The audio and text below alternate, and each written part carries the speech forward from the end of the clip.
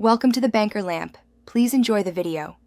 In this video, I will explain how to remove an Acura TL fender. First, ensure you have all the necessary tools, including a 10mm socket, an 8mm socket, and a trim removal tool. Next, safely lift your vehicle using a jack and secure it with jack stands. Then, remove the front wheel to gain better access to the fender area. Finally, carefully detach the inner fender liner, which is typically held by several clips and screws, to expose the underlying components. Now, let's focus on the bumper and fender liner. Begin by removing the plastic clips and screws that connect the front bumper to the fender, often found along the top and inside the wheel well.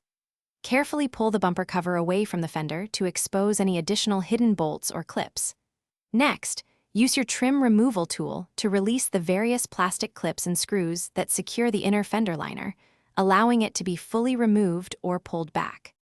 With the bumper and liner out of the way, you can now access the main fender bolts. Typically, there are 3 bolts located along the top edge of the fender, visible once the hood is open. Next, open the vehicle's door to find 1 or 2 bolts situated inside the door jamb.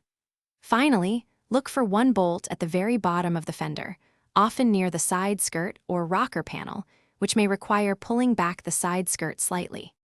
Before attempting to remove the fender, double-check that all 7 to 8 bolts and any remaining clips are completely detached. Once confirmed, carefully and gently pull the fender away from the vehicle's body, starting from the top edge. Be mindful of any wiring for the side marker light. Disconnect it before fully separating the fender. With these steps, your Acura TL fender should now be successfully removed.